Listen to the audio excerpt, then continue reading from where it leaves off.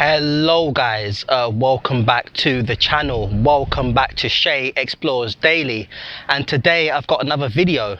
I have come to Norwich in Norfolk in the east of England, and I'm going to this cool place behind me called Norwich Castle. Now this castle here was designed by William the Conqueror, I think shortly after 1066 when he conquered England, and this here is an amazing place. It's got a lot of history. So if you enjoyed the video, don't forget to like, comment, share and subscribe. I've got many cool videos coming. Let's go inside and have a look. So what will I see in here? Well, inside this castle you're going to see pretty much a lowdown of the history of Norfolk and East Anglia. I'm talking military, I'm talking arts, I'm talking history of life and so on and so forth. In there it has got probably about hundreds and hundreds of years of history in there. So let's go inside and have a look. So guys, everything in this section that I'm standing in is dedicated to Boudica and the Romans. Now, as we know, many centuries ago the Romans were in Britain and left a very strong foothold on the country that we know today. Even some things like Roman roads and so on you can still see on Roman walls. This whole area here is dedicated to the Roman conquest of what is now obviously England. When I came in here I actually thought this was real. I thought this was actually a real person, but obviously it's not. You can just see them holding a sword, and this is meant to sort of represent this person paying homage to like the gods and stuff. This section here talks about slavery in the ancient world.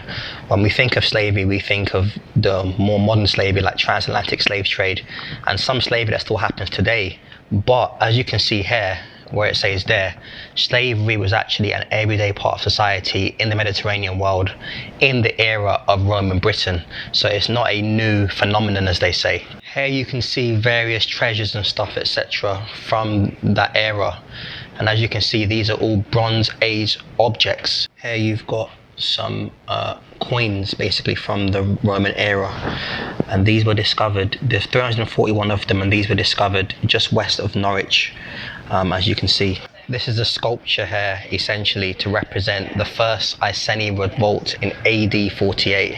As you can see you've got obviously a civilian here, and obviously you've pretty much got a Roman soldier who's essentially trying to sort of, well, crush him or obviously take his life, his or her life basically. And here you've got another illustration to symbolize the defeat of Boudica, where you've got obviously a Roman soldier here and you've got civilians, and the Romans actually went out and took revenge on those who fought against them. They brought in troops from Germany to essentially try and crush any civilians that they unfortunately could find. As I mentioned previously, the Romans did have a massive influence on the towns and cities that we see today. Many of them you can see Roman influence, and East Anglia, specifically Norfolk, is no different, where the Romans actually helped to create a lot of the quote-unquote planned towns that we see today. So here you can see a map of Norfolk, obviously during that era, where you've got towns like Chester-on-Sea, you've got obviously Great Walsingham, and so on and so forth. And as you can see, as I mentioned, the Romans constructed long distance roads that linked Castor St Edmund, I'm guessing that's Bury St Edmunds, to other centres like obviously now Colchester, Leicester and Lincoln, which I believe those roads obviously still pretty much, I'm guessing, exist till this day. So guys, everything in this room is dedicated to East Anglian painters. So obviously anyone who's a painter who comes from East Anglia, so that's Norfolk, Suffolk, maybe Cambridgeshire as well. But there's some really cool pieces of artwork in this room. And then behind me you've got a bust, as you can see there, of Alfred Munnings, who was the most famous painter in Norfolk at that time, and painted pretty much a large percentage of these things that you see in the room, these paintings that you see in this room. Now I believe the bust was given as a gift to the city of Norwich for his work. So guys, everything that you see in this room behind me is from the Victorian era, hence the name why this gallery is called the Victorian Gallery. So all of these were painted obviously around sort of the 1800s. So this big one here is known as the Annunciation painting from 1887. You've got this one here called Mary Kept All These Things and Pawned Them in a Heart from 1888. Then as you walk around the room, you've got this one here from 1838, and this one more specifically is meant to be of Jerusalem, basically. So everything in this gallery was found in wealthy English houses during sort of the 1700s, as you can see. So you've got this cool painting here, which looks like a man and his wife. Obviously they've got their horses. I hope this is not some kind of domestic violence. As you can see, the guy's grabbing his dog quite hard. Hope it's not any form of domestic violence. So in this gallery, everything is paintings and it's dedicated to victims of shipwrecks. You have to understand that during the Victorian era, shipping was a massive part of Norfolk's industry. So unfortunately, many people witnessed shipwrecks. Here you can see obviously a shipwreck happening, and then you've got people with ropes. As you can see, there's like little ropes, and they're trying to pull people off the ship and onto shore to safety. And here you can see another example of an attempted rescue, people out in a small boat, and as you can see, trying to help them get to safety. In here is also a ceremony hall, so you can get married in here. As you can see all the seats there, basically. So if you want to get married in Norfolk, you can actually come here and get married. So guys, everything in this gallery that you can see here is painted by two people.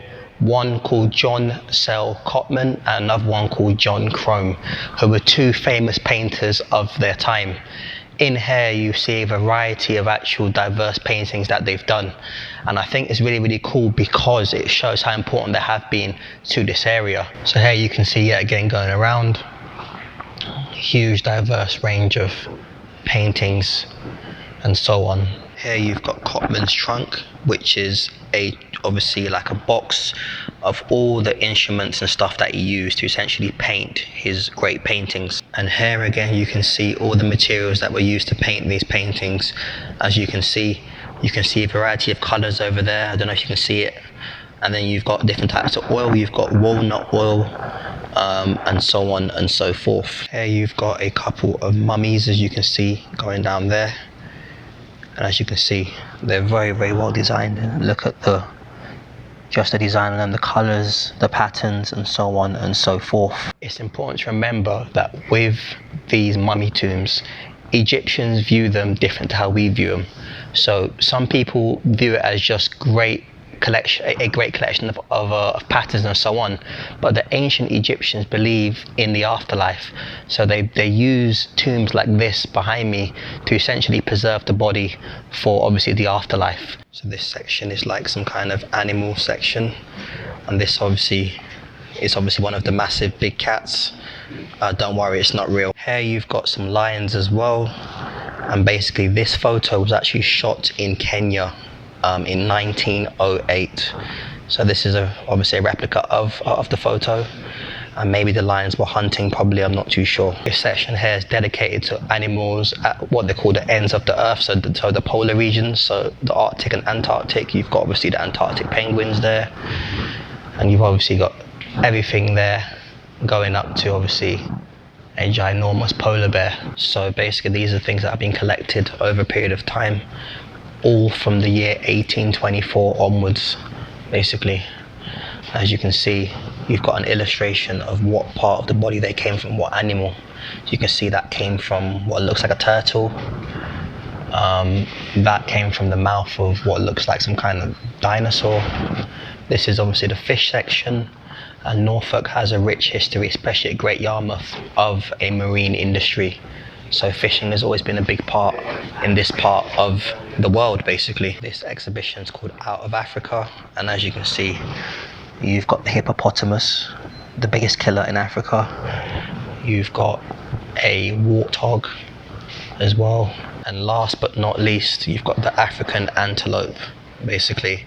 And these were given to the museum between 1902 and 1906. So guys, everything that you see in here is dedicated to sort of the coast and sort of the birds of Norfolk and so on. This here is dedicated to the Norfolk coast, which is a varied piece of land that stretches all the way from the Wash all the way down the Norfolk coast.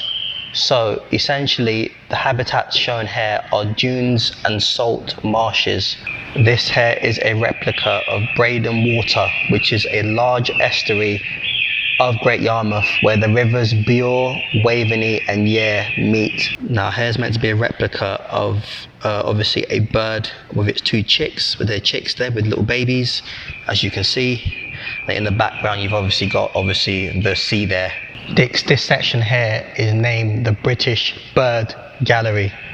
So everything in here is dedicated to the various species of birds that you'll find right here in the United Kingdom. Here you've got a variety of birds like the sparrowhawk, you've got the white-tailed eagle, you've got the golden eagle here, you've got hen harriers, you've got just different types of harriers here as well.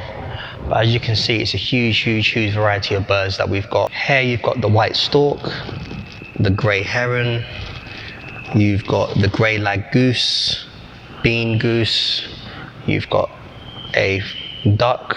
The section behind me looks at the history of life in Norfolk going back, and scientists have found that there are actual evidence of life, human life in Norfolk going back, they're saying now about 500,000 years.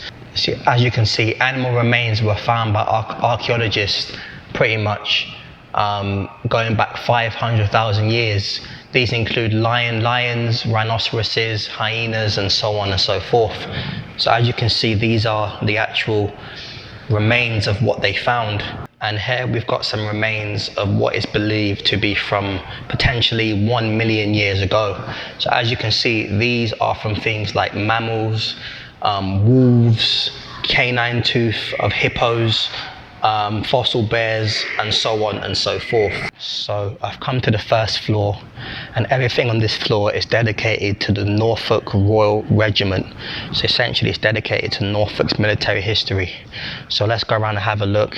So this whole section is called Life of a Soldier, and as you can see, you've got a replica soldier there with his uniforms, and more interestingly, you've got like a box of like snacks and stuff, so you can see like some biscuits. And even more cool, you've got like a Yorkie there, basically, and I like Yorkie as well. You've also got as well like knives and forks and spoons. You've got like a book. Here you've got a whole section of things that came from around the empire. So you've got like artifacts and so on and so forth. So you've got like a book. You've got that what looks like a telescope, and you've got like, I think that's like a trumpet. You've got helmets, you've got guns and armour, and so on and so forth. Here you can see a list of places where the regiment served. So you can see India, Gibraltar, Portugal, the West Indies, Spain, Jersey, Cyprus, Russia, Afghanistan, the USA, Canada, Japan, Egypt, and so on and so forth. As you can see, the regiment served in some important wars. Most famously, D-Day. The 1st Battalion landed on Sword Beach on D-Day and fought through France, Belgium and the Netherlands into Germany. This behind me, I believe, is the regiment flag or colours basically, and every regiment across the country had pretty much these sort of symbols to represent them pretty much. And basically this is obviously the one of the Royal Norfolk Regiment. To serve in a regiment was a huge sense of pride, and this one was no different. Bravery and acts of bravery in battle also gave soldiers like different rewards and so on. So fighting as part of a regiment was massive. It was like part of like a brotherhood. So this section is dedicated to the First World War, and over 100,000 men from Norfolk essentially joined the armed forces in the First World War. The armed forces, well, World War I had probably the biggest recruitment drive of any war in the history of this country. This section here is dedicated to the Second World War, and as you can see, you've got a Japanese flag there. And these are all obviously things that were brought back from the war. You've got a Japanese flag there. You've got a Nazi flag there as well. Behind me as well, you've got stories from various soldiers about their experiences during the wars. And these are always interesting to read because these are people that actually were on the front line. And you can imagine how terrified they were, not knowing if they'd be alive to see the next day. Here you've got a story of Arthur Lovell Haddo, pretty much, who served in the First World War. In 1915, he was sent to Gallipoli, which I believe is now part of Turkey, pretty much. And then he also served as well in Mesopotamia, basically. As part of this battalion here marching through Baghdad in 1922. Here is another story of a soldier called William Leader Sr., who basically pretty much served during the First World War as well. He served in India, as you can see there, as a 2nd Battalion to fight against the Turks. And also as well, you can see all the letters and so on and so forth. His sons actually joined the army as well before the war as regular soldiers, pretty much. And sadly, one of his sons was actually killed during the First World War. But he is a Norfolk local. Here's his family here. And here's a photo. One of these guys is him when he served during the First World War. Here you've got another story of Lance Corporal Robert Andrews, a native of Cromer, and his grandfather served in the Royal Norfolk Regiment in the Second World War, and that inspired him to obviously serve his country as well. You've also got the story of Alfred Knights, who is a native of Great Yarmouth and was an apprentice on a ship at age 14. He was rescued off of a ship that sunk, and then in the First World War he joined the Norfolk Regiment to serve his country. And he eventually got his military medal after becoming a commissioned officer in 1917 and was awarded the Military Cross. That is it, guys, for today's video. If you enjoyed the video, don't forget to like, comment, share and subscribe. Let me know where should I go next. I've got some very cool ideas coming, but please let me know. In the meantime, we're very close to getting to 3,000 subscribers, so if you can, please subscribe. It will be an absolute dream of mine to reach that milestone. But anyway, I'll see you soon on the next video.